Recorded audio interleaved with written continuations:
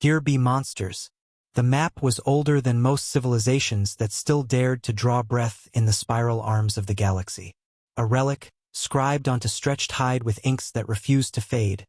It had passed from the hands of empires to pirates, from priests to soldiers, and always it carried the same warning etched in jagged symbols at the edge of known space. Here be monsters. To the Kael'Wyrar Dominion, who prided themselves on conquering every system within their reach, it was a puzzle. To the Valen scholars, it was a riddle whispered by mad cartographers. To the war clans of the Raz, it was a dare. But to the captain of the exploration vessel Veridon's Lance, it was an opportunity.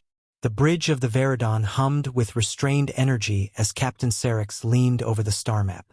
His mandibles clicked in thought, each motion sharp and deliberate. The glowing coordinates pulsed before him, a patch of space officially uncharted for 12,000 cycles. Too long, too forgotten.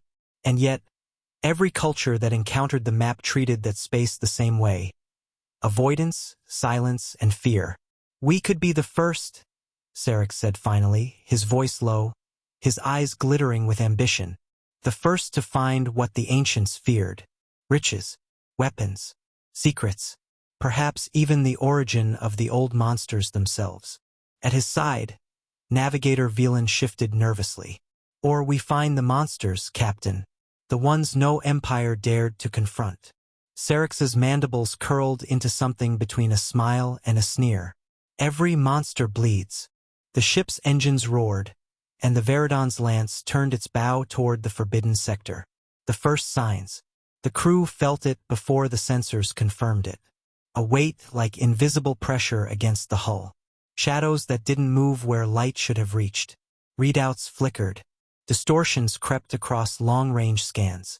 This region is unstable, Velan whispered, antennae twitching. It's like the stars themselves are watching. The science officer, a hunched Velan with glassy black eyes, tapped furiously at his console. It's not gravitational anomalies, not radiation. This space is heavy. Alive, perhaps. Serix slammed a claw onto the table. Alive or not, we'll chart it. Find the source. And then, their course bent toward a pale blue world. A small planet by galactic standards, wrapped in thick white clouds, oceans glittering like jewels beneath sunlight. It wasn't extraordinary at first glance, but as the data streams filled the bridge, tension rose. Oxygen atmosphere, nitrogen mix, liquid water, gravity within tolerable limits. Life, abundant, savage life. Velan's eyes widened as the readouts scrolled. Captain, this world is teeming with biomass. Millions of species. Apex predators layered upon apex predators. It shouldn't be possible. Worlds don't balance this way. Something should have collapsed the chain. Serix stared. The symbols on the ancient map echoed in his mind. Here be monsters. The descent. The Veridon's Lance dropped into low orbit. Cameras and probes painted the surface in staggering detail. Jungles so dense they strangled sunlight. Frozen peaks where storms lashed endlessly. Deserts that moved like oceans. Everywhere, life thrived. But one thing drew their attention more than the rest. Ruins. Not alien. Not unknown. Not random. Ruins with angles. Towers once proud, now broken. Bridges. Highways. Vast scars of civilization. Velan whispered the words like a prayer. Someone lived here. Someone built here. Someone died here. Serix's claws dug into the armrest of his command throne. His eyes glowed with feverish hunger. If they died, they left something behind. A weapon. A secret. Whatever destroyed them, we will master it. The dropships were prepared. Soldiers strapped on armor. Scientists checked their gear. And beneath them, Earth waited. The first encounter. The shuttle roared through atmosphere, flames licking its hull before it burst into blue skies. Beneath, endless green stretched toward a horizon broken by ruins. The crew leaned forward, their voices hushed, their breath caught. Then the scanners pinged. Movement. Dozens. No, hundreds. Shapes emerged from the jungle. Bipedal. Upright. Scarred with history but alive with motion. Primitive weapons glinted in their hands. Some carried iron blades, others crude firearms. And yet, the way they moved, coordinated, disciplined, sent chills through even the hardened soldiers. Impossible, one whispered. This world should be dead. Syrinx leaned closer to the viewport, eyes narrowing. Not dead. Forgotten. The bipeds raised their faces toward the sky, toward the alien craft. Their eyes gleamed with something the crew did not expect. Not fear. Recognition.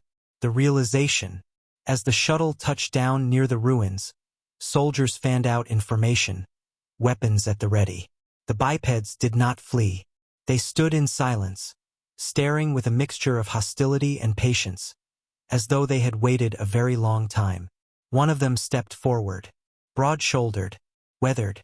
His voice carried in a language the translators scrambled to decode. And when the meaning finally clicked across the bridge, silence reigned. You shouldn't have come here. The crew recoiled. The translator stuttered again, recalibrating. The man's words became clearer. This is Earth, and the monsters you seek were us. The spike. A sudden ripple tore through the air. Sensors screamed. Weapons lit up instinctively. The ground shook as if something beneath stirred awake. From the ruins rose machines. Not new but ancient war machines left buried for millennia. Automated defense drones, their metal frames pitted and scarred, but still humming with lethal energy. Captain, Velan cried, these aren't abandoned ruins. This world was a battlefield, a graveyard. Syrinx froze, mandibles clicking rapidly. The truth washed over him like acid. The ancient map hadn't marked a danger to avoid. It had marked a prison, a warning, a scar left on every culture that dared approach. And now his ship and his crew had stepped inside it. The humans, because there was no denying it now, they were human, watched with grim expressions as the machines reawakened. Their leader's voice cut through the chaos, steady and cold. We warned the stars once. Here be monsters. You didn't listen then. You won't leave now. The sky darkened as the drones locked onto the shuttle. The jungle roared with unseen predators. The crew's hearts pounded. Syrinx realized too late. They had not found the monsters. They had found Earth. And Earth had been waiting. When the monsters awoke. The Hall of Stars was not a hall at all. It was a planetary chamber carved into the crust of Navora Prime, where ancient records were kept beneath glass domes of unbreakable crystal. For centuries, scholars, warlords, and emperors had come here to gaze at the oldest star maps known to exist, etched into slabs of luminous stone. They were warnings, legends, and sometimes navigational guides. The largest map of all stretched across the chamber's core. It was circular, etched with constellations no one alive had ever seen. Across a dark spiral of stars, scrawled in symbols older than language, glowed the words translated only as, "Here be monsters," and below that marking the coordinates, to a system the Council thought long dead, to a planet called Earth. The debate. The chamber was filled with silence as the scholars and generals stared at the glowing inscription. A murmur of unease rippled through them. High Chancellor Vadran's tendrils twitched nervously. It cannot be real. Earth is myth. Humanity, myth. No, rumbled General Carr of the Vorith. His armor clanked as he stepped forward, eyes glinting. I have seen wreckage, ancient derelicts, ships that bore their mark. They were no myth. They were monsters of war. The younger scholars whispered in fear. Monsters? They had always believed "here be monsters" was metaphor, a cartographer's exaggeration to warn sailors away from dangerous stars. But then came the scientist's trembling voice. The coordinates still exist. The system still burns. And sensors report faint signals. Not silence. Something moves there. The hall turned frigid. The expedition. A fleet was assembled, despite the warnings. Curiosity was stronger than fear, and arrogance stronger still. They arrived at the Sol system cloaked in shimmering shields, their weapons primed. First it was quiet, a yellow sun, a scattering of barren worlds. Then their scanners locked on the third planet. Blue oceans, green continents, A world that should have been ash after millennia. Impossible, one officer whispered. It still breathes. The Vorath general snarled. Then we will cut its lungs out. But before their armada descended, one of the vessels broke away, an archivist's craft. Dr. Rael of the Zelphi scholars refused to leave history unstudied. She took her smaller ship down into the clouds. She expected ruins. Instead, she found scars. The earth below. Earth was alive but wounded. Cities stood like broken teeth, covered in vines and dust. Oceans still roared, storms circled endlessly, and forests reclaimed what steel once claimed. But among the ruins, rail scanners caught something else. Heat, movement, structures still powered. And in the hollowed-out bones of what humans once called New York, she saw lights. The fleet above demanded she retreat. But Rael landed anyway, drawn by an instinct she didn't understand. Her ship descended into the ruins, and the whispers of the map echoed in her mind. Here be monsters. The first encounter.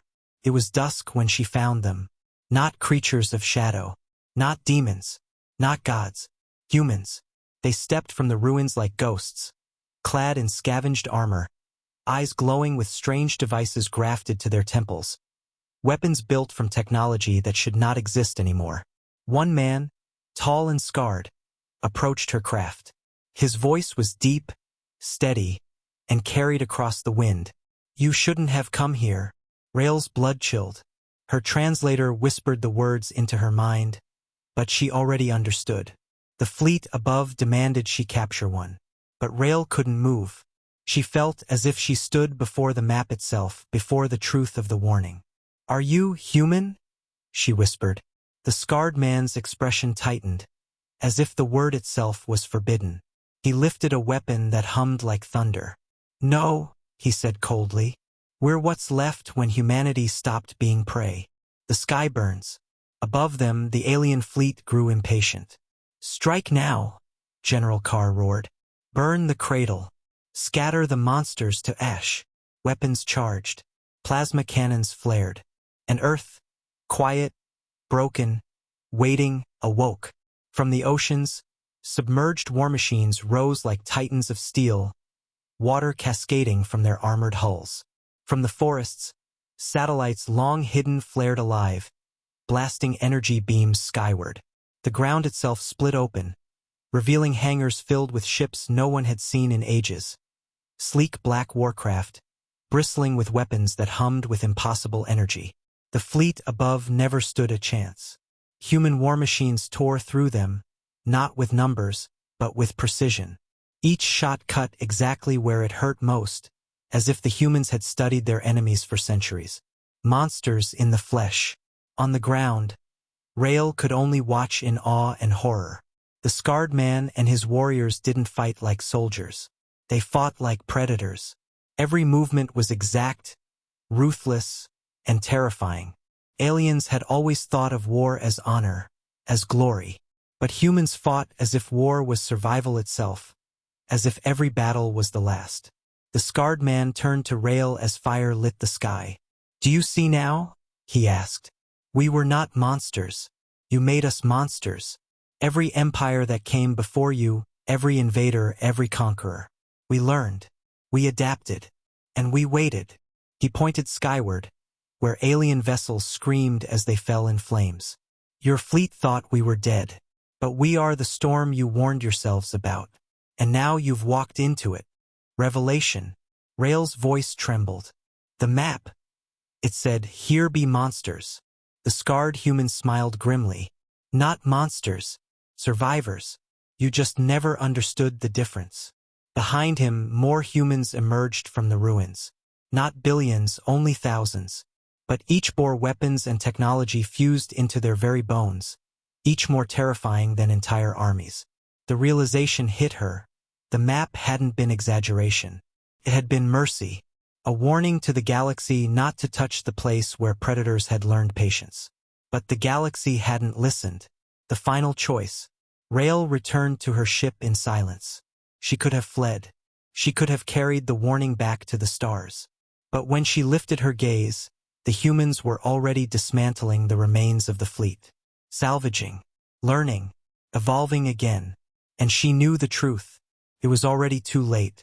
Humanity had been waiting. Now, unleashed, they would spread again. She activated her recorder and whispered the last words of her report, her voice breaking with fear. To those who hear this, the map was true. Earth is not a grave. It is a forge. And the monsters it forged are awake again. And above the burning sky, the survivors raised their eyes to the stars. Not as victims, not as myths, but as predators returned to the hunt.